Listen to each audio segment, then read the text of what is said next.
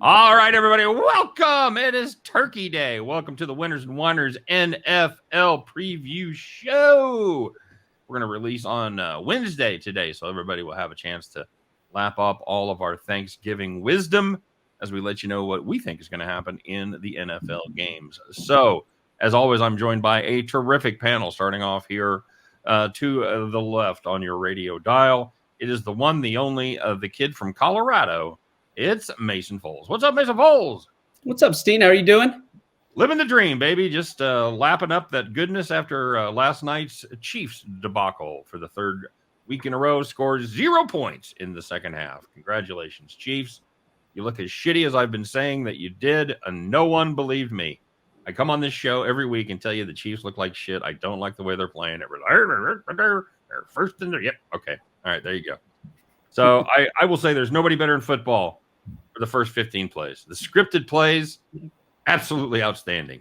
On the fly, not so much. Not so much. So it's good to be here. We're going to move on. We're going to talk about other football games. I'm excited about that, very much so. And of course, speaking of terrible football, I'm joined by not one, but two New England Patriots fans. So you had your time in the glory, and now you're on the outside banging on the door. No one's letting you in. Let's start with the pride of the left coast, now making his home. Are you in San Francisco, Seamus? Where are you at? Los Angeles. Exactly. Yeah, out there. Oh, it's all out there in California. It's Los Angeles' own Seamus Cole. What's up, Seamus Cole?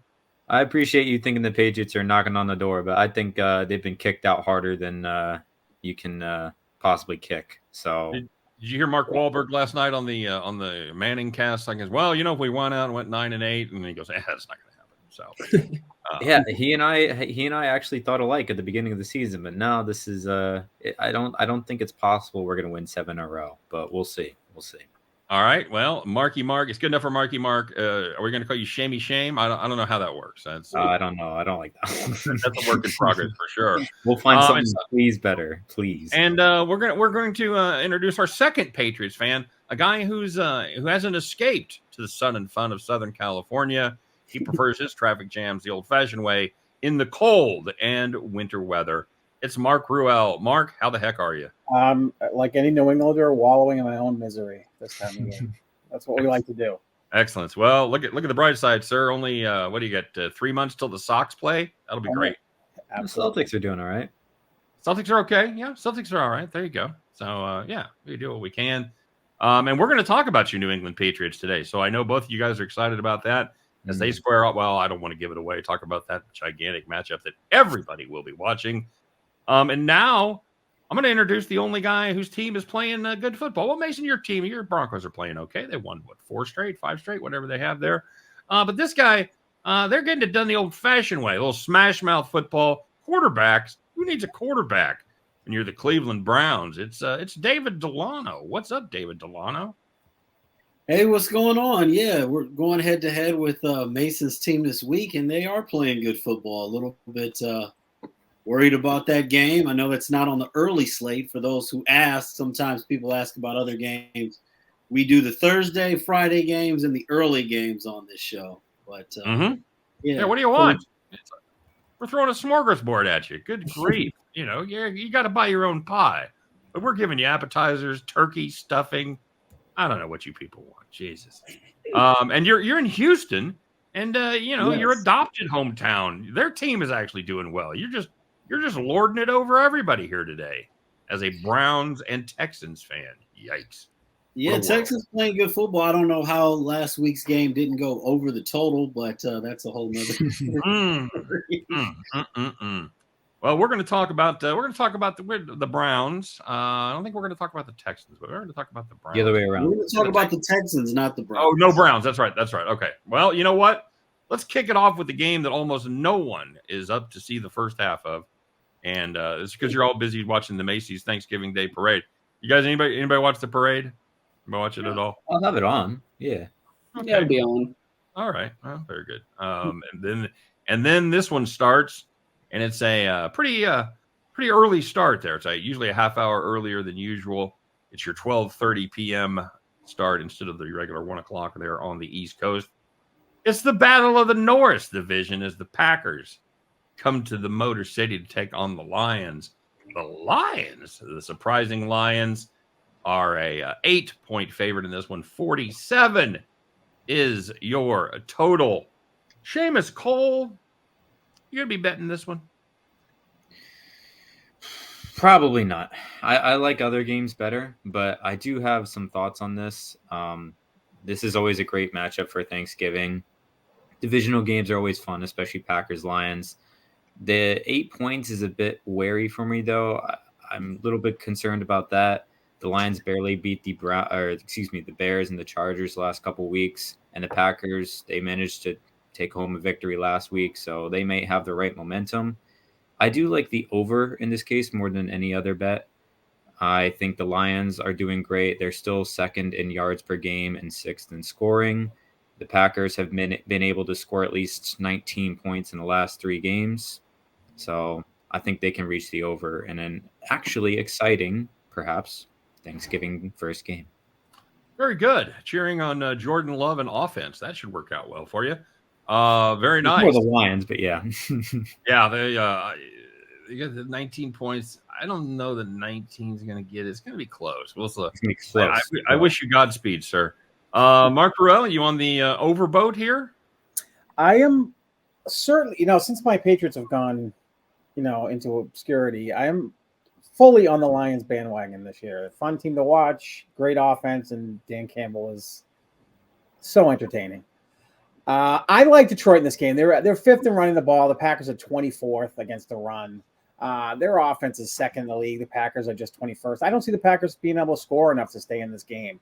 I don't think they're going to be scoring enough to get this one to the over either. So I like the Lions -8. Okay. Mr. Delano, we kind of have a sort of a tiebreaker here so far. What are you on? Although Seamus is officially on the over, you sound like the 8 points were a little bit of a problem for him. Are they a problem for you? No, I mean it's not ideal, but I would agree with Mark on this. I like the Lions in the spot. Obviously, anything can happen in these divisional games. If they were to play 10, 20 times. But if you look at what's most likely to happen, in most of the cases, I have to take the Lions to cover the 8 points in this one. Kind of like what Mark was saying. I mean, the Lions, they put up 26 points or more in 4 out of their 5 home games, and the Packers have now been held to 19 points or less in their last 3 road games. First time these teams played, I mean, the Lions led the game 27-3 at halftime. Could be a little bit different, but I still just don't trust Jordan Love. I think there's going to be way too much pressure on him. The Packers have not had a running back accumulate 80 yards or more in a game yet this year. And looking at the last 2 seasons, even as a favorite, the Lions are the best team percentage-wise against the spread after the Dallas Cowboys. Only the Dallas Cowboys have been better. So I do like the Lions, and I do have a slight lean to the under. If I had to predict a score, I'd say 27-17. So I think that this also falls below the total. Mason, no one in Green Bay is humming All You Need Is Love. What do you think about this game? Yeah, I'm definitely not humming that either, as I'm going to be taking the Lions -8. Found that the Packers are 2-8 against the spread in their last 10 games against the Lions. Detroit's been pretty solid against them. I really like Jared Goff in this spot at home. They struggled a little bit against the Bears this last week, as I was a little worried about them. I thought they might drop that game, but rebuilt some confidence, ended up winning that game. I think they're going to clean up some things and dominate the Packers at home on Thanksgiving. So I'm going to lay the 8 points. Looking at the running game here for the Detroit Lions, as they've been on an absolute heater over the last 3 games, averaging almost 180 yards per game. And that comes courtesy of both David Montgomery and Jahmyr Gibbs. Both of them have been extremely good in that stretch.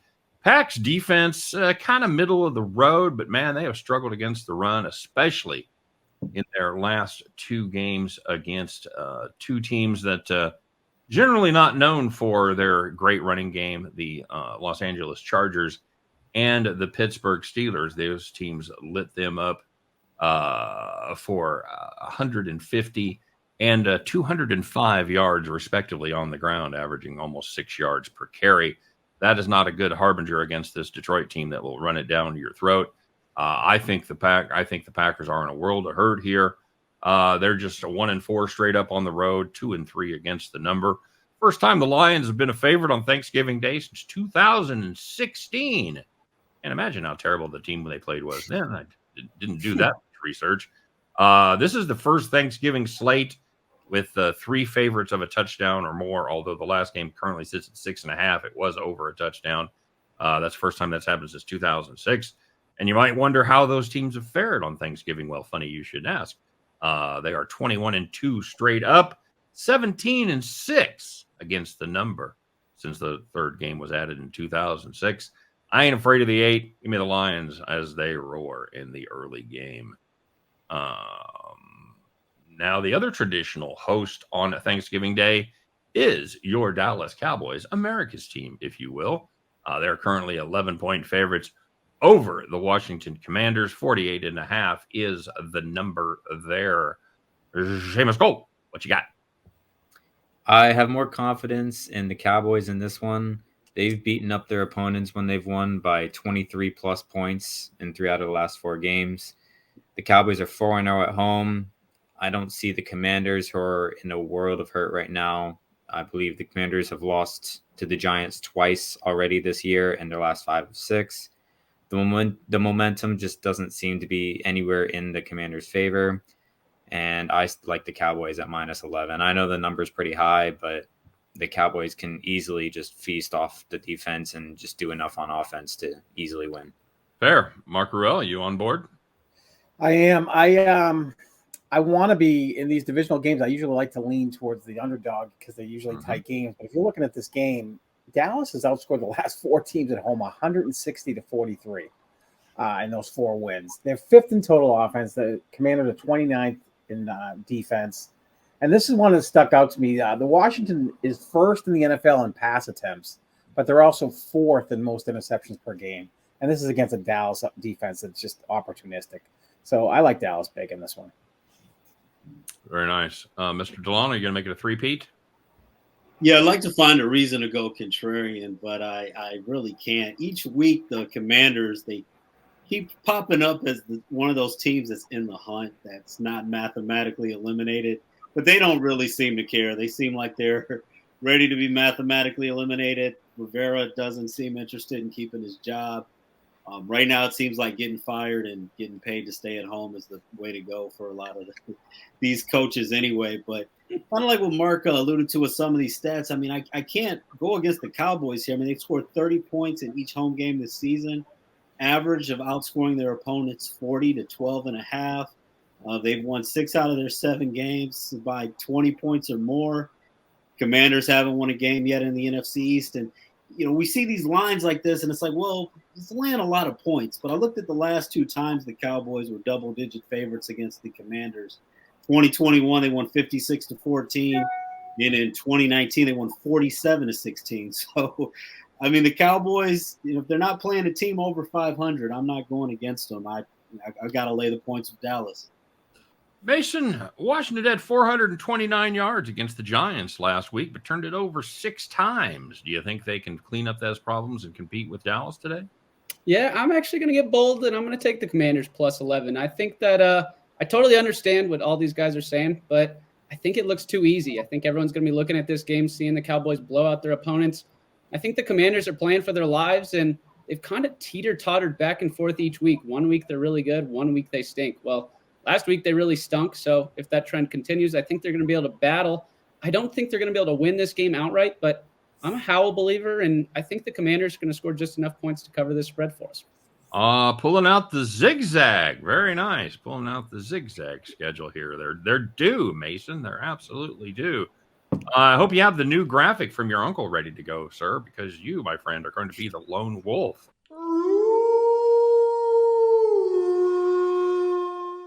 Well, people should know, in case it's we do not succeed in post, that we have a very cool graphic that your uncle made. What's your uncle's name? Yeah, Uncle Jason out in Nashville. Big shout out to him. He's there you go. Absolutely. And definitely made some cool stuff. Absolutely. I told you last week we need to get a lone wolf graphic. Uncle Jason came through, said, here you go. Probably a good computer guy. Took him about 3 minutes. Yeah, he said he was bored. He was bored at his office, and it took him about 5-10 minutes. And there you go. We'll be posting it on Twitter as well for everyone out there. So if you can't find it on the video here, we'll give us a follow on Twitter, and you can check it out. I could have devoted a weekend to trying to do that and got nothing but pissed off. So thanks, Uncle Jason. Appreciate it. I am going with the Cowboys here, -11, man. It's you guys have talked about it. They have just absolutely been crushing lately. Last 2 times they were big favorites, 17.5 points, 11 points. They breezed easily in those. David talked about their best record in the NFL. It depends on what your line you're looking at. They're either 7-3 or 8-2 against the number.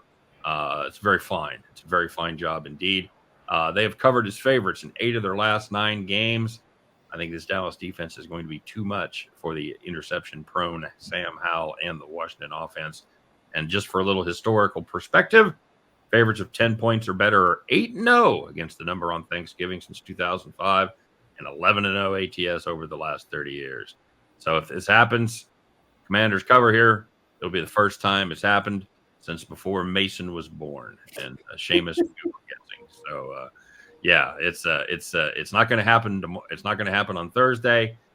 Cowboys keep on rolling, and it's a big game for them because they're looking at the tail lights of the Eagles, and they cannot afford to fall any further behind the team from Philly. All right, very good. Moving on to the Thursday night game, and this currently sits at 6.5 as the Niners travel to the home of the 12th man, Starbucks coffee, and 75,000 homeless people living on the side of the road. Seattle, we love you. It's 6.5 point favorites, 42.5 is the number. Speaking of homeless, we all thought that Drew Lock, we thought he was living outside, but apparently he still has a job, as we could be seeing him. Seamus, the pride of old Mizzou, my friend. Drew Lock, graduate of Backup Quarterback University. Did we see him, or you think Geno Smith is going to be able to get ready by Friday, or by Thursday night, rather? I don't particularly care either way. I still think the Niners are going to take the win with the spread. Again, there might be a wary of the spread, but the Niners have won by at least 7 points in every single win they've had this year. I think Brock Purdy is back to normal, looking healthy, along with the rest of the offense. So Christian McCaffrey, he did not get a touchdown, so we're all panicking, obviously. But I believe he's going to get a touchdown this game, and this should be pretty easy. The 49ers are 2-0 in divisional play. And the Seahawks lost to the Rams last week. They have no momentum. They're 1-2 in their division, and they haven't even played the 49ers yet. So I like the 49ers with the points. Mark Ruelle, for the 3rd time in a row, you're faced with a big number. You're jumping on the favorite 3 times in a row, as we tell everyone in the show to bet underdogs and the unders. So far, we've had an over, and everything else has been taking massive favorites, except for Mason. So, I know. I hate taking a favorite again, but I looked at this one and said, can we make this work? And here's the reason I don't see it working. While they are 3-3 in the last 6 straight up against each other, the Niners have taken the last 3, and they've taken them by over 15 points a game. The other thing that worries me, while it looks like, according to everything I'm reading today, that Smith is a go, he does have a sore elbow, and Seattle lives and dies by the pass, and they have the 6th most pass attempts per game, and you're doing that with a guy with a sore elbow against this defense, which has looked so much better with Boza looking as good as he's looked at all year. And with Young, so I'm going to have to go with the Niners here, -6.5. David Delano, big number. You scared? So when it comes to taking too many favorites, I wrote out all these games, what I think, and it does balance out overall. But not at the top. At the top, it's pretty favorite heavy. We got one more coming too. We got one more coming that we're going to talk about next. So this is going to be a blast. Yeah, I don't like what I've seen from the Seahawks. I know they had that win against the Lions early in the season, but overall, I just haven't liked what I've seen. They just haven't been overly impressive. This is an inconsistent team that you just don't know what you're getting. Sometimes when they get beat, they look really bad. 49ers completed the sweep against them, including the playoffs, 3-0 straight up and against the spread last year. And this is a 49ers team that looks like they're starting to dominate again. They struggled. They started off looking like the best team in the NFL. They ran into a little bit of a tough spot, I guess you could say, in the middle of the sandwich right before the bye week. But now coming out, I mean, they've outscored the Jags and Bucks since the bye week by a combined score of 61-17. Seattle's just way too inconsistent for me.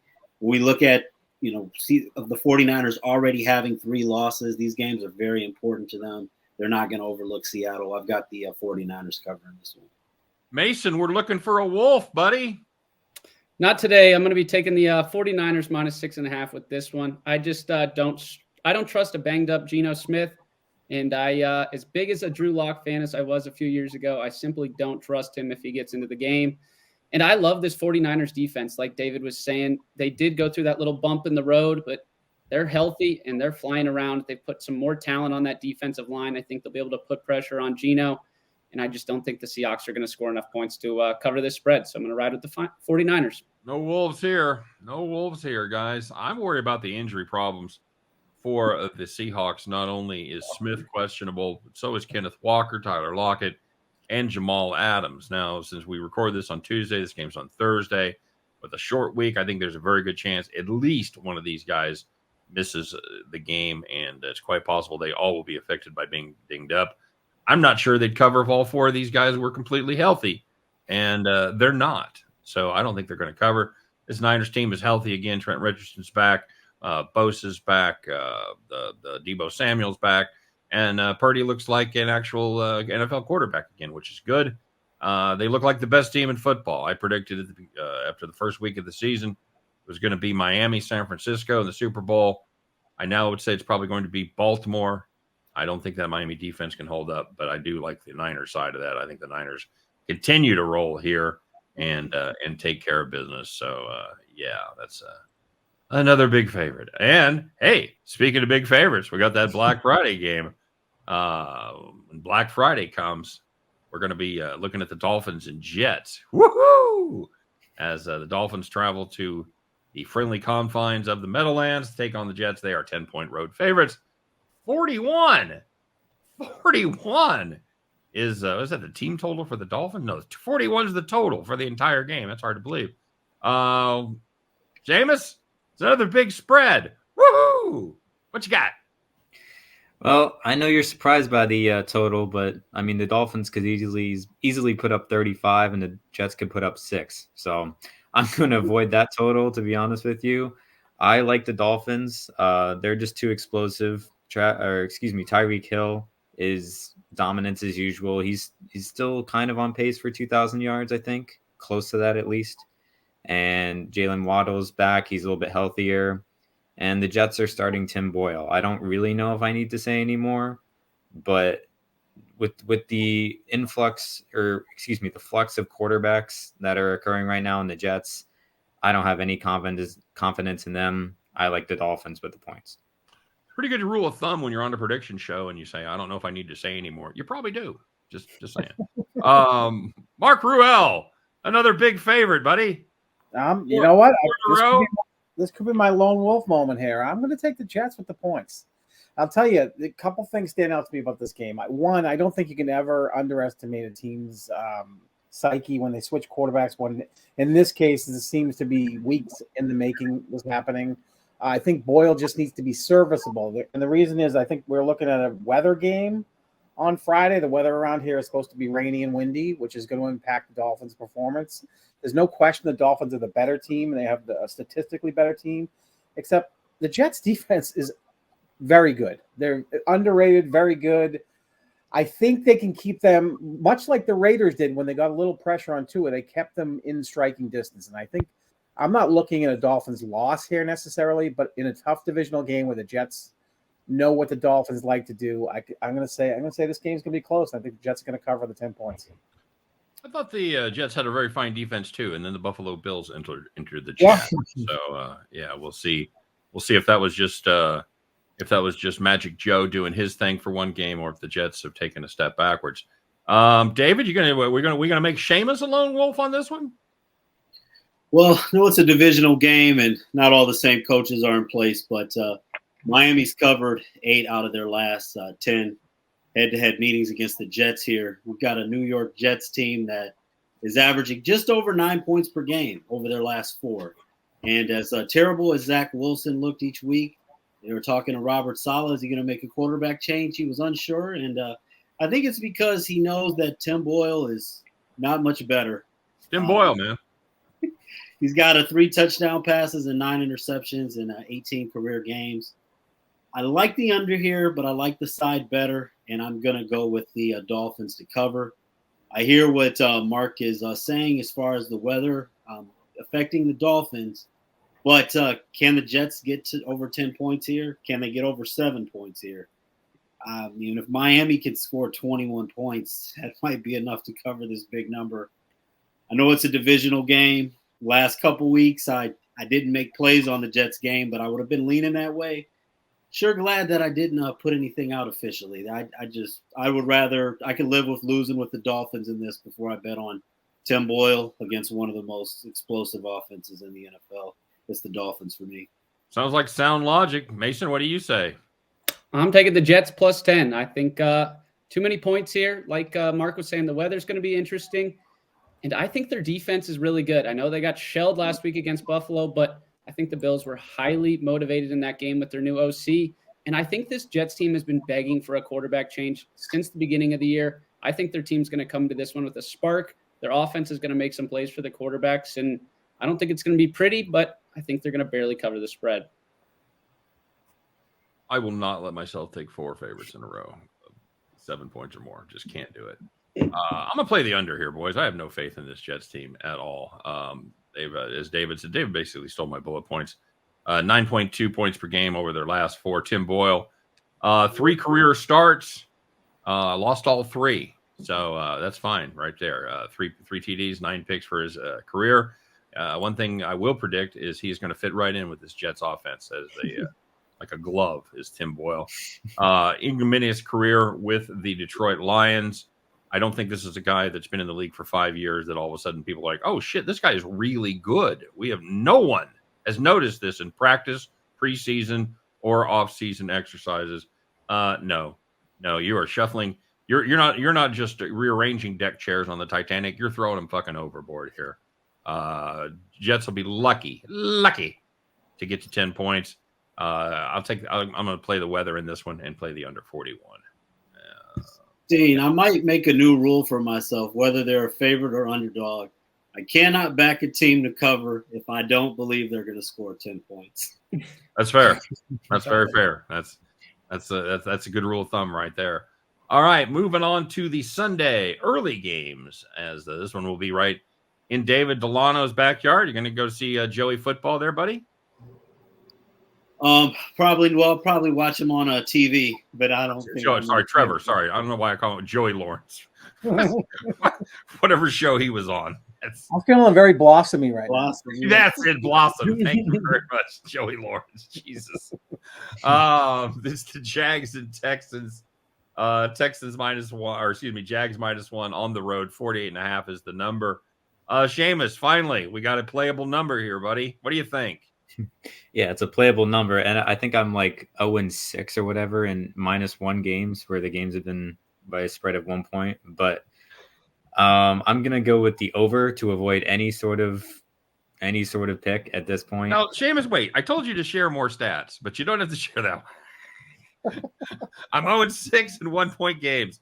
Anyway, here's what I think.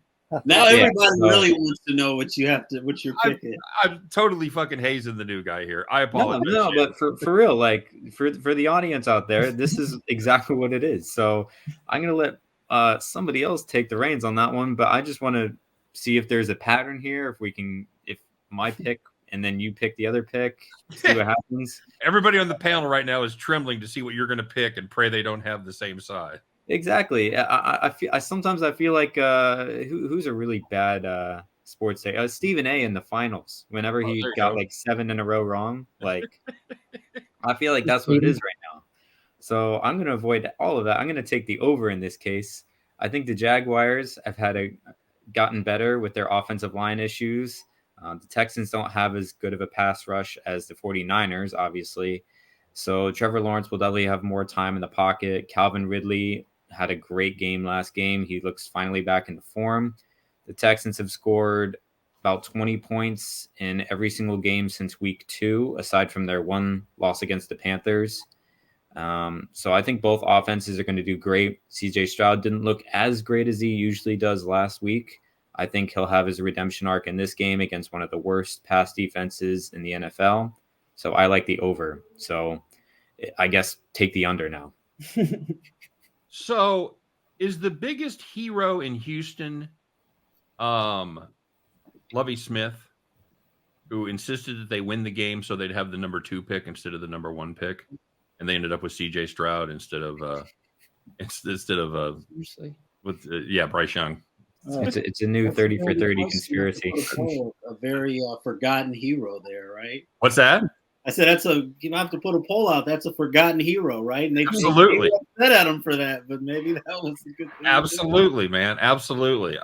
Mark, Seamus takes no side. He's got the over. I think that's a pretty fair play. What are you thinking? Well, interestingly, I'm 82-0 my last -1 bet, but I'm not going to share any of that stuff with you guys. Just let you know ahead of time. That's available on request, perhaps, maybe. I like the over very much in this game as well. The first game went way over. The Texans won handily. This could be a passing affair.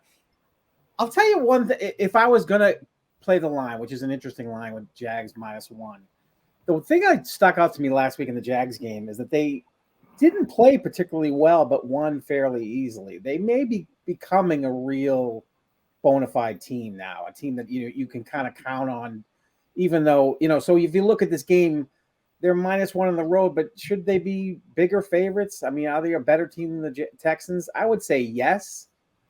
So if I was pushed, I would definitely take the Jaguars -1 in this game. But I love the over. This should be a high scoring game. But I do keep in mind the Jags are 9th in turnover margins, and Stroud has looked a little shaky the last couple of weeks in turnovers. So I'm going to go Jags -1 as well. Okay, very good. They're a little two-team SGP from Mark Ruelle.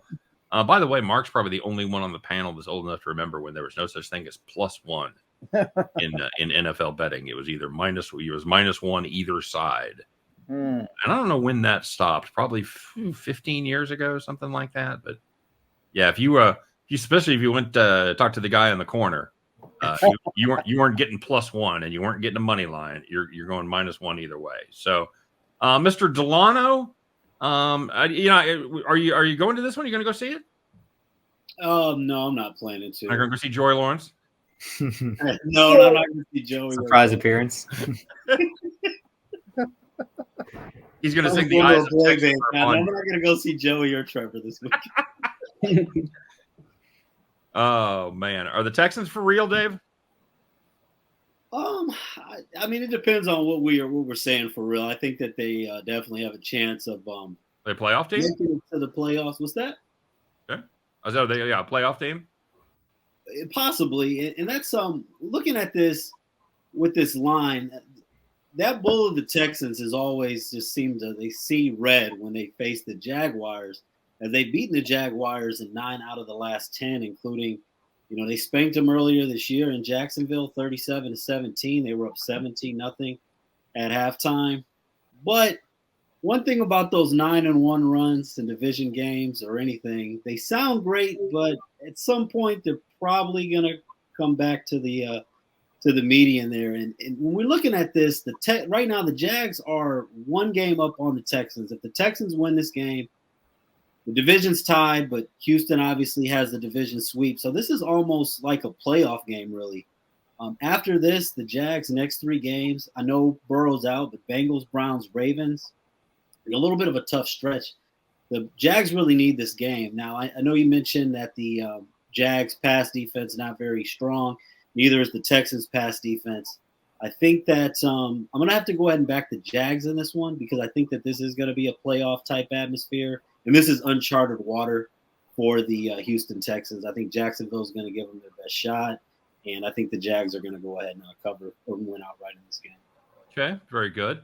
C.J. Stroud may have played a big game or two. Moment may not be too big for him, but I get what you're saying. This is a very young team. For sure. Mason, you on the Jags here? Yep, I am. I'm going to be laying the points with the Jags on the road. As C.J. Stroud, he has looked very good, but he has started to make a few more mistakes. He's going to continue to sling the rock down the field, and I don't know if that's going to continue to benefit for him. I think this Jaguars team is really motivated to come into this game after getting their butt kicked earlier by the Jags. Like we were talking about, little bit of a revenge spot for them, and they're still 7-3 against the spread in their last 10 games overall, the Jags. So they're looking pretty good. They easily won that game last week, and I think they're going to continue to roll throughout the end of this season. So I'm going to ride with the Jags here. I'm on the Jags here too. It's a good road team, 4-0 straight up and against the spread on the road. When they win, they cover. Houston won the first matchup, as previously mentioned, 37-17. However, one little glimmer of hope there, the Jacksonville Jaguars did outgain them in that game. They did put up more yards than Houston. And the final thing I'm looking at here is the health. The Jacksonville team that is a lot healthier. Questionable this week for Houston so far are Dameon Pierce and Noah Brown. I expect Noah Brown not to play since I just picked him up for my fantasy league 2 weeks ago before his big game. Unbelievable timing that I don't usually possess in fantasy football. And I believe now I'll be punished by him being out for the rest of the season. And also middle linebacker Denzel Perriman is out with a suspension. It's going to hurt this defense absolutely. When you lose your green dot, that is not an easy position to replace. Unless you have Drew Tranquil on your team, then it gets better. But as it is, I like the Jags laying the one here. Good road team. Houston has a bad habit of jumping up and playing some shitty football. It's the mark of a young team. I like the experience of this Jaguar squad to get it done. Righty, and how about a little cross conference throwdown here as the Tampa Bay Buccaneers travel to Indy to play the Colts. The Colts are 2.5-point favorite in this one. 43.5 is the total. Seamus, how do you like that number? I honestly like the Bucs in this scenario. I think the Colts underperformed in Germany against the Patriots. They won only by a score of 10-6. I don't know if Gardner Minshew is the true answer. Jonathan Taylor's looked all right as a lead running back, but I think the Buccaneers defense can hold the Colts offense pretty well. They have a good run defense still. And the Buccaneers with Baker Mayfield, I mean, the division's still up in the air. Whereas the Colts don't really have a true shot, in my opinion, for the division. I like the Buccaneers to win outright, honestly, in this game, just because Baker Mayfield is going to do Baker Mayfield things. I think he has the confidence and the swagger. Don't quote me on that because he won't do it every week, but I think at least this week when the line is tight and there's a division at stake, I think Baker Mayfield will try to will his team to a victory in this case. Baker wills his team to a victory. Excellent. Mark, do you see Baker willing that Tampa Bay squad to the promised land here? I didn't realize that Baker Mayfield was filming a commercial this week. That's what he does for his things. I wasn't aware that he was doing that, but that's good. I like the Colts. I think the Colts should be able to exploit this defense. I'm a big believer in if you look at the Bucs, they just come off a very physical game against the Niners. I think it's tough to come back the next week and play a strong game after being in such a physical game. I also like what Steichen has done with his two different types of quarterbacks. I mean, he's got a running quarterback in Richardson. He gets down and he gets by with Minshew and he's doing all right. The one thing that scares me a little bit is the Colts are only 1-4 at home, but I think those things tend to even out. I don't see them as a team that's going to lose 8 games at home this year. I think and this is a very manageable line, -2.5. So I'll take the Colts -2.5 here. All right, we got a splitter so far. David Delano, what say you? Well, I thought Mark was going to say the same stat I was going to bring up with the Colts being 1-4 at home, but I had one that's a little similar. It goes back to last season.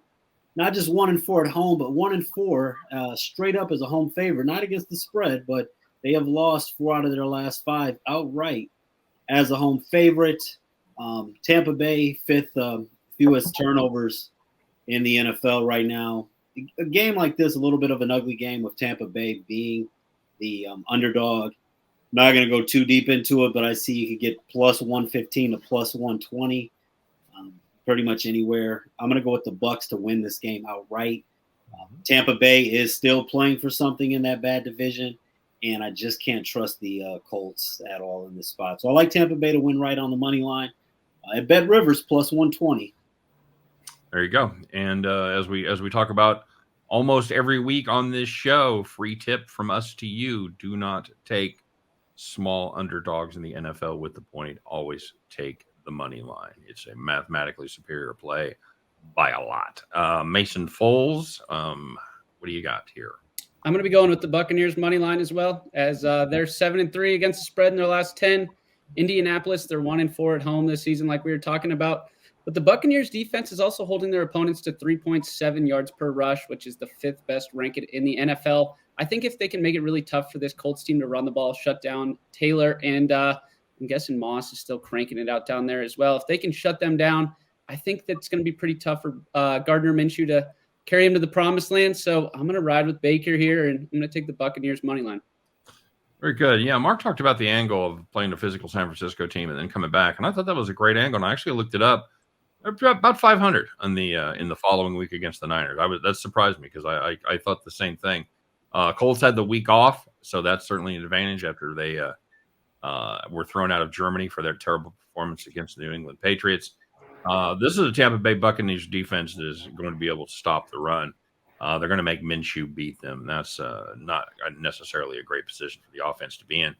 I don't know what's wrong with Jonathan Taylor. I don't know if he's banged up, but he's averaged just 2.8 yards per carry over his last 2 games, and this is a bad time for your running game to go in the tank against a team that stops the run better than just about anybody else. They haven't given up more than 81 yards on the ground, have the Buccaneers over their last 6, and they've only done it twice all season.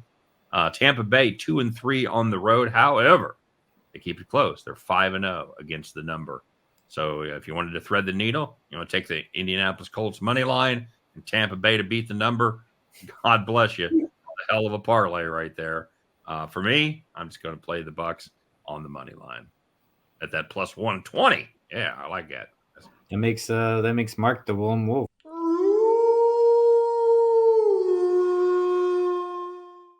It does. That's right. That's right. Again. The Don't lone. make me pull out my Colts paraphernalia. I will. All right. To be fair to him, we know what happened in the Panthers Texans when he was a lone wolf. So that's right. Absolutely correct. The Panthers kept it close and ended up taking care of business at the end. Yes, sir. This is the game everybody's been waiting for here. I know everybody's tuned in. You probably all just jumped ahead to this one and not listened to any of the rest of the stuff. So here we are. It is the rematch of Super Bowl. I don't know. Which one was it? 2. I like to forget. Okay, very good. It's the Giants and the Patriots. Eli Manning has been tempted to come out of retirement for this one. I don't believe it's going to happen. Patriots, speaking of shitty quarterbacks, they haven't named a starter yet, so we're going to find out about that. We're going to talk to our guys that are tuned into New England football, watch every Belichick news conference, follow the Patriots religiously on Twitter, and can't get enough of those Patriots. First, we'll start with Seamus Cole. What say you, Seamus Cole? All right, where's the leave button right here? No, my confidence has been shot in the Patriots since they lost to the Colts in Germany. And I was like, all right, well, they'll tank. They'll try to get a higher draft pick. And here they are as favorites, which is fantastic. So I don't really have confidence in either team, to be honest with you. I do like the total in this one. I woke up this morning and I was like, all right, I'm going to check this and see if the total is at least 30 points. I am taking the under. These are 2 of the worst scoring offenses in the NFL. I have 0 confidence in Mac Jones right now. The weapons are not there. Kendrick Bourne's on IR, and that was probably our best receiver. Mike Gesicki and the other tight ends aren't doing great either. There's just a lack of production. The offensive line is not where it needs to be. And the Giants have Saquon Barkley, so he'll put up some numbers. But other than that, I don't see any effectiveness on their offensive line either. This is going to be a mess on the offensive end. I like the under in this case. 33, and he takes the under. Very good. I expect to see Iowa playing when I see a number of 30. It might as well be. By the way, I hit that last week. I saw Iowa 33. I had to play it. I had 17 points at halftime. Thought I was in trouble, but no, not so much. Never doubt. Mark Ruelle, you going to back your Patriots there? 3-point favorites? It seems like a bargain, buddy. I was scouring DraftKings for prop bets on most punts in a game, so that's what I'm looking for here. I actually looked. I'm shocked that these are two of the worst teams on third down in the league and converting it. They're in the top 5 worst teams at converting on third down. You had us at worst teams. I will say, I think if I was going to, because here's what I was looking at when I saw this line. The Patriots are terrible. There's no question about it. They're not a good team this year. This is a team that's looking at a top 5 pick. But the fact that they're a 3-point favorite, what does that tell you about the Giants? How bad the Giants must be? 3-point favorites on the road. So my thought is this: neither one of these teams do much well. There's 2 things the Patriots do decently. They stop the run very well, actually. They're second in the league in yards per carry giving up. And the Giants are 30th against the run. And the Patriots do have 2 serviceable running backs. I think you're probably looking at Greer starting at quarterback, knowing Belichick. He's already made it clear anybody could start, but my gut would say he's going to try a different. He's definitely not playing Jones, but there's definitely going to be one of Greer or Zappi. I'm going to lean towards Greer in this one. That's my guess. He just has to be serviceable. I like the Pats here, surprisingly, -3, reluctantly, because I'd rather them lose out and get the first pick. But I do like the Pats here because I stared at the line thinking this is a terrible team and they're a favorite on the road. What does it tell me about the Giants? The Giants are god awful too. So I'll take the Pats -3 here.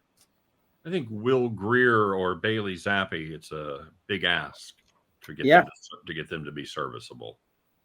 It's a shame too, because I really have a soft spot for Bailey Zappi because he made us a lot of money in these last 2 seasons at Western Kentucky. Jesus, that was a fun run and a fun offense to watch. But Belichick has sucked the joy from his game for sure. Delano, Zappi, Greer. Does it matter? I will say, Steen, I also had that Iowa under with you this past weekend. And it's interesting, like with all of these games, before I looked at the lines, I came up with the score that I thought it would be. And this one came up with 17-16. So I'm not going to make a play on the over or under. I think I hit it right on the head with the odds makers. But I have to go ahead. With that being said, I had the Patriots winning this by 1. I can't go with the Patriots laying points here. I hear what Mark's saying about the line looking weird. Patriots are 2-8 against the spread this season. The Patriots have been a team this year where sometimes, when you look at other shows or just talk to different people, I've heard several times this year where people are like, I really love the Patriots this week. And I think people have been kind of chasing that one time that it's going to happen. But I'm not going to be chasing for that one time that it's going to happen. Happened against the Bills, man. I think that's it. You got your one time. Yep. Right. And then you lose 6 more waiting for it to happen again. Right. With these 2 bad offenses, I mean, even if they went out right, and this is a situation where I'm not going money line, but I'll have to take the 3 points with the Giants. And maybe with a new quarterback in there, they at least show that they haven't completely mailed it in. I mean, both of these teams are horrible, though, but we got a team. One team's averaging just over 14 points a game. Another team's average is just over 13 points a game. I'm not laying any points. I'm taking the Giants as the dog here. Okay. Mason, what say you? Going to ride the home doggy? I'm not. I'm going to take the Patriots -3 here as well. I don't love it, but I don't think the Giants are going to be able to put together back-to-back weeks on the offensive side of the field. They did it last week against the Commanders, but that felt like lightning in a bottle, and I just don't see it happening again. More and more films coming out on them, and I think Belichick and that coaching staff can lock it in defensively and make it tough for the Giants to consistently score. They're going to stop the run, and I don't know, the Patriots might win this game 10-3, 13-3. I think it's going to be super ugly, but I'm going to take the Patriots -3. Mason, I can't believe it. Are you somehow telling me you're not a believer in touchdown Tommy DeVito? Is that what you're saying? Every time I hear his name, I just think of Danny DeVito, so I can't bet on him. You wouldn't bet on Danny DeVito? I'm not playing quarterback. Well, I'm not going to waste a lot of time on this because I'm old and I'll never get that time back. So I'm not sure New England's the worst team in football, but I am pretty sure they're not 3 points better than anybody. I'm going to play the home dog here, dude. I'm going to hold my nose and take the Giants. That 33, that scares me just enough. I just worry about a scoop and score or some kind of pick six or something ridiculous that screws us. I don't think they'll put up 33 offensive points, but unfortunately, the defensive points count towards that total as well. So yeah, give me the Giants +3, and rest assured, I will in no way, shape, or form bet any of my hard-earned money on this game. Yeah, Speaking of a game I won't be betting my hard-earned money on, let's talk about the Panthers-Titans. As the Titans are at home, I might make a little play on this. Titans are 3.5-point favorites. 36.5 is the numero. Seamus Cole, you're happy to be talking about a game that doesn't involve the Patriots. What do you got here? Yeah, I just breathed in a little bit of fresh air, I think, from my apartment too. So that was pretty nice. Good feeling. I do like the Titans in this one, although barely. I like the 3-point favorite. Both teams are on a 3-game losing streak, so they're still trying to find their identity. But I have more faith in Will Levis and the talent around him, with Derrick Henry still at running back and DeAndre Hopkins forming a good combo.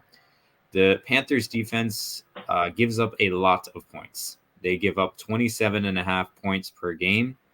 So I believe that just based on that, the offense of Will Levis and the Titans are going to score just a bit more than the Panthers in this case. The Panthers still have offensive line woes. They have woes on the defense. So they're still struggling to put it together. I like the Titans in this case. Multiple woes. You can't beat multiple woes. You can beat a woe or two, but any more than 2 woes, no, can't do it. Mark Ruelle, what do you got here? Woe is me with this pick. This is maybe the worst game of the week. I'm going to give Mr. Steehn credit. He correctly suggested we all pump the brakes on the Will Levis train a few weeks ago, and that was correctly. That was good advice that we all should have taken. This game, I look at it's the hook that kills me. If it was -3, maybe I'd lean. That hook is going to come back to haunt anyone, I think, that jumps on the Titans in this game. I think it's a 3-point game against two teams that struggle offensively. The Panthers are 3rd in the league in pass attempts, and the Titans are just 20th against the pass. Panthers do turn the ball over a lot, though. That's going to happen as well. Heavy dose of Henry I expect in this game because they're just 22nd against the run. I just don't see either team being able to pull away. So if I'm going to get 3.5, I'm going to take the Panthers with 3.5 in this game. All right, very good. I do want to correct Seamus real quick here. He said the Panthers are on a 3-game losing streak. What he meant to say was they're on a 5-year losing streak. So, yeah, the Panthers, it's been tough in Charlotte for the last few seasons. Mr. Delano, I'm anxious to see what you got here. Well, I see over and over the Panthers, kind of that scenario that I said with the Patriots, where people are kind of looking for that one time that they cover. I mean, they're 1-7-2 against the spread. Maybe 2-6-1, depending when you got that Chicago line. I will give Mark credit though, because Mark got that one time when they covered against. That's right. And they had not covered when he took that game. That's absolutely correct. That's the lonest of lone wolves right there. So I give him credit that a little concerned because he's on the Panthers again here. But the Titans have been a much better team at home. They've actually covered in all their games at home this season, believe it or not. The only other team that's done that this year is Dallas. They've got beaten up the last couple weeks coming off of a bit of an embarrassing loss. I think that this is going to be a little bit of a get-right game for the Titans. I'll lay the points. The thing with the Panthers, when I watch that team with Bryce Young, I just not a team that I can get behind. I know that it's some points here, but being at home, I'm going to go ahead and take the Titans. Even a cover at 3.5, I saw it at 3.5, 4. I like the Titans. Not afraid of the hook. Not afraid of that hook. Mason, you worried about the hook? Nope, I'm not. I'm going to be riding with the Titans -3.5 as well. The Panthers are 0-5 on the road this season. Like David said, the Titans are 4-0 at home straight up and 4-0 against the spread. I think they're going to be completely motivated coming into this one after a really embarrassing loss last week. They did not look good against Jacksonville. They're a lot better at home, and I just can't back this Panthers team. Bryce Young, like people are saying, I think a little bit of a regret there for the Panthers with their number 1 pick after watching Stroud the last few weeks. Their offensive line stinks, and I just can't trust the Panthers. I'm going to ride with the Titans. Very good. Last week when we were talking about the Tennessee game, talking about the Tennessee-Jacksonville game, I said if you stop Tennessee running game, you win. Jacksonville did, and they did, as they were able to hold the Tennessee rushing attack to just 92 yards and 19 carries. However, that's a little bit deceiving because if you take out Chris Moore's 38-yard end around, they ran the ball 18 times for 54 yards. I'm no math wizard, but I think that's 3 yards a tote, and that ain't good at all. This is a Carolina team, however, that cannot stop the run. That is unfortunate. They have held their opponents under 100 yards rushing one time, which is exactly the same number as they've covered the spread. Just to illustrate the point, in the 6 games that the Titans have rushed for over 100 yards, the average margin is they are plus 3.3. In the 4 games they've rushed for less than 100 yards, the average margin is minus 16.2. That is a 19.5-point difference when they are able to run the football, and when they are not, they will be able to run on this Panthers team, and they will be able to cover that 3 and the hook. Moving on to the AFC North division. You like ugly football? Man, this is the place for you. If you're not getting enough of it with the Patriots and the Giants, well, tune in for this one instead, as the Steelers travel to the Burrowless Bengals to take on Cincy. Steelers, 1-point road favorite, said no one ever. And 34.5. 34.5. We got a 33 and a 33.5 this week. Holy mackerel. 34.5 is the number. Seamus, the Bengals are going to be without Joey Football. I'll just do this every time. Are they going to be able to get it done without Mr. Burrow? Well, another -1 game. Amazing. Another -1 game for Seamus. Get ready to fade. Yep. Me has got the Steelers winning by more than 1 point in this contest. God damn it. Yep. Sorry, guys. Yeah. This is why you don't let me go first. I do like the Steelers in this case. I think they have the momentum, even though they had an ugly football game against the Browns. The firing of Matt Canada, I think, is going to prove to be a really effective and good solution. Kenny Pickett has not looked great at all this season, but we'll see what he does with this new offense that somebody's going to bring in. And we're going to have Joe Burrow on the sidelines, T. Higgins on the sidelines on the offensive end. So it's going to be Jamar Chase and who else knows? Joe Mixon as well, I guess. But I don't see the offense producing enough with the Steelers having a solid defense as well. I like the momentum of the Steelers, and their record says who they are. Even though they have been not so great on the offensive end this season, they're still a very good football team on the defensive end. They have a good record. I'm going to lean with the Steelers in this case. All right, quick reminder, the Steelers have been outgained in every single game this year. Yeah. It's just absolutely phenomenal. And that is, breaking news here on the show that they did finally blame Canada and get rid of him here on Tuesday morning, see who they bring in. I'm also curious to see who the Bengals are going to bring in to back up Jake Browning.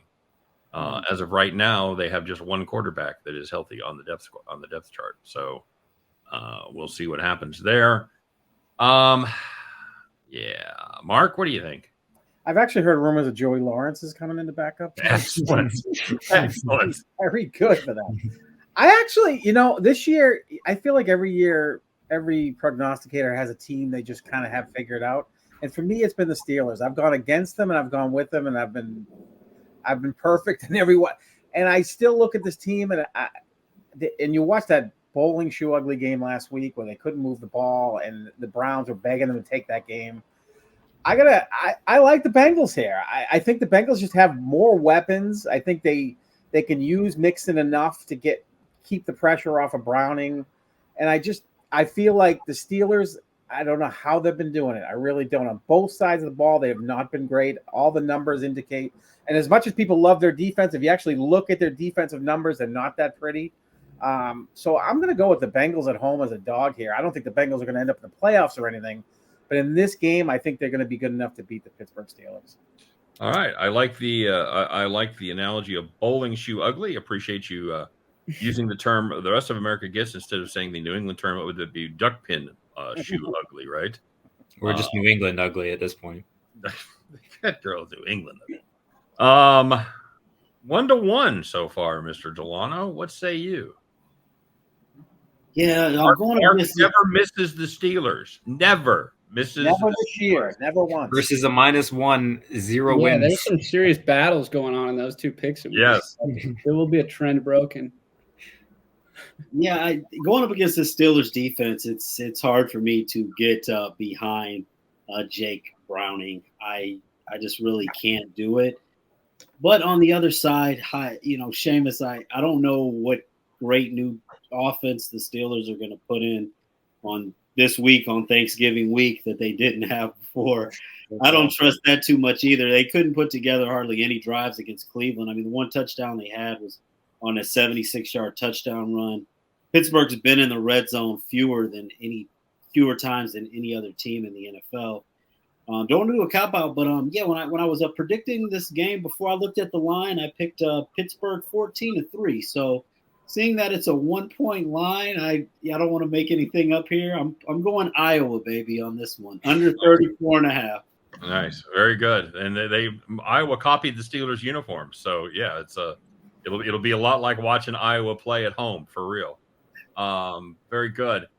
Mason, what do you say? Yep, I'm going to be side here.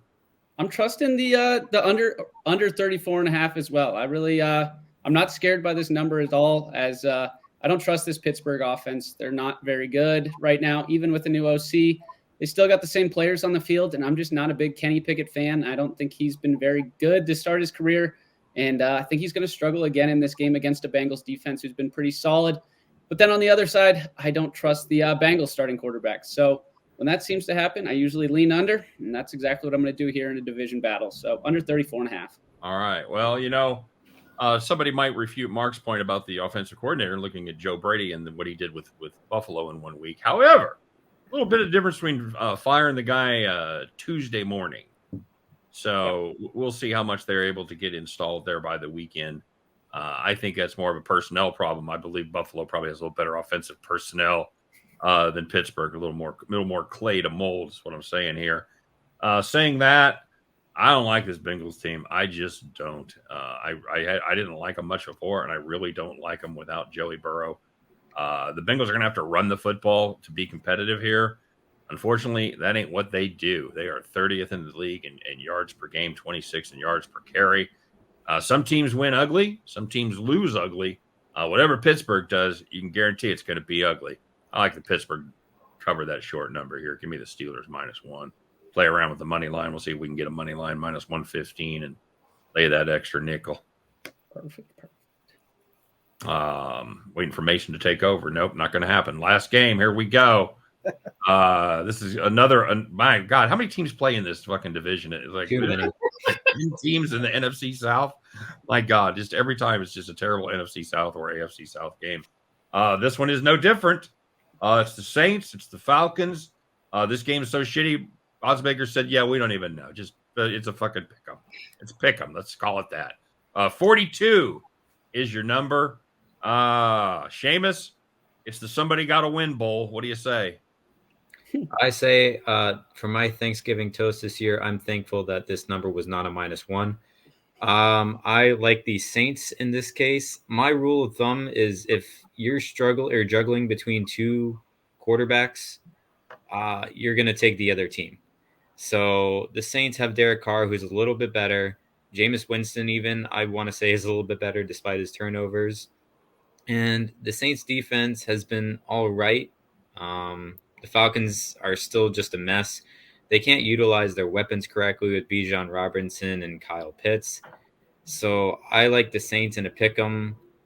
But again, this is going to be a very ugly game. Nobody wants to watch an NFC South battle at this point in time.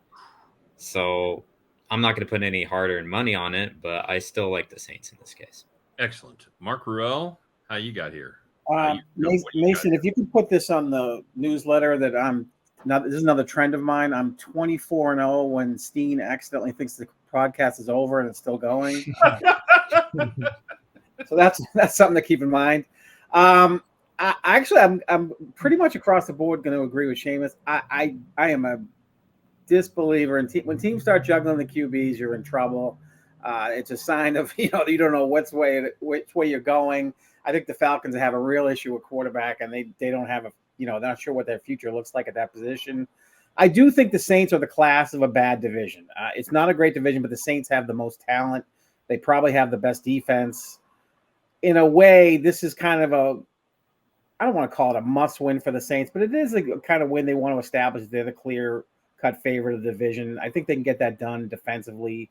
I'm not as scared of the Falcons' rush attack against this good defense, so I'm gonna lean in the pick'em game. I'll go with the Saints, the better team. All right, sir. Mr. Delano. If you have two quarterbacks, how many do you have, David? None.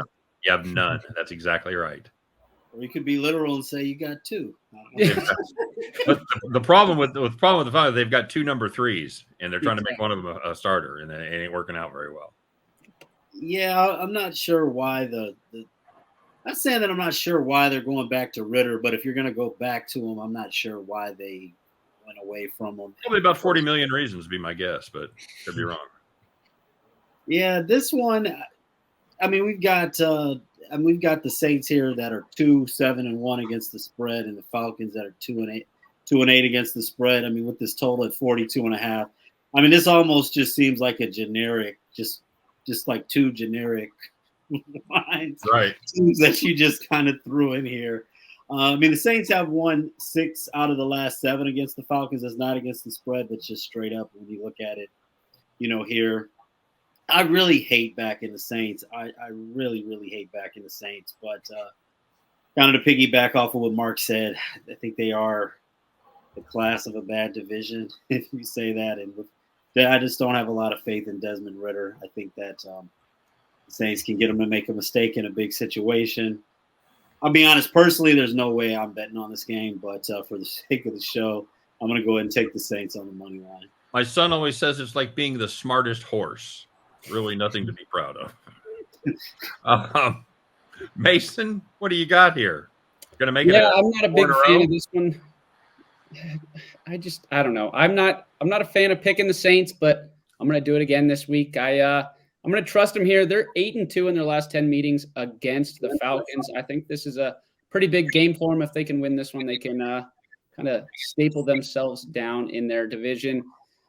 So I don't love it, but I'm going to take the Saints money line on the road. Well, God bless all 4 of you for backing a team in a contest where they are combined 4-15 against the number. God bless all of you for finding a fucking angle. I got nothing. I'm playing the over 42 here, guys. Atlanta, that defense is not good, especially lately. They've given up 28 points per game over their last 3, and none of them to good offensive teams. That's Minnesota, Tennessee, and Arizona if you're scoring at home. New Orleans, their offense has found a little something over their last 3. They've averaged 27 points per game. I'm not overthinking this one. I'm taking the over 42. So that's going to do it for the show, he said confidently. He looks down as he scrolls down the rest of his sheet. Yes, it's really over. I want to thank everybody for joining us, all of those who watched. I want to thank the panel, of course. And now's the time when we go around and tell everybody their social media that you're never going to look up. Seamus, where can we not find you? No, I'm kidding. Where are you available? I know you're over. By the way, we're all over at the Winners and Whiners expert section. Make sure if you want to get our premium picks, the thoughts that we have on some of the later games, as well as our college football plays. We got some great packages for the weekend. Make sure you go over to winnersandwhiners.com, click on the experts tab, and choose your favorite. Seamus, where can we find you on socials? Not many socials, to be honest with you. When you said they weren't going to look me up, you probably weren't wrong. Okay. I don't have that many socials. Most of that is just. Can we say you're antisocial at this point? Yeah, a little bit introverted, but I know how to make my picks. So you're definitely going to find me on Winners and Whiners. Definitely going to find me on StatSolid. I write articles basically every day, ranging from college football to hockey to NBA to the MLB when it comes back. That's so right. You're going to find me over there. And I've been on a little bit of a basketball run recently. So I think I've picked up 4 of the last 5 that I've covered. Outstanding. So if you want to check me out and get your picks there, get some easy money, go over there. That's right. You don't pick him because he's a great DJ. You pick him because he makes great picks. That's fucking get it straight. Mark, where can we find you? You can find me on BetWithRue24 on Twitter or X, and you can soon find me as the motivational speaker for the Panthers if they win again this week. Outstanding. David Delano, can we get Sports Strong? Yes, so you follow me, Get Sports Strong, on Twitter along with Instagram, also in the expert section with Winners and Whiners. We love talking about football, but also, capping in all sports. Doing really well, 20-5 run in the NHL, 11-3 run in college football as well, and doing pretty well in college basketball as well. So doing well in some of those less sexy sports, but NFL has been going strong as well. But just letting you know that there's other sports available. Outstanding. Mason? Yep, you can find me on Twitter or X at Mason_Folz. I'm also on the Winners and Whiners account. We have the TikTok rolling every single day. We got the Discord in the description, so find those links and you can join our team for free. Hop on all that free content. And then I also have those premium picks over on the website. Been rolling as of late, hit the last 3 best bets. So hopefully we can keep that rolling into the Thanksgiving weekend. All right. And if you want to find me, been right there the whole time. Steamroller. Where is it? Somewhere. It's right there. Yeah. Nope. Right there. There. Whatever. It's right in my name. Find me, Steamroller, Twitter, X, premium picks. Been doing well. Make sure you check those out. And I want to thank everybody for joining us once again. Happy Thanksgiving to the panel. Happy Thanksgiving to all of you. Hope you guys have some great turkey. And let's go win some football games. Have some fun. We'll be back here next week on the NFL Winners and Whiners preview show. Take care, everybody.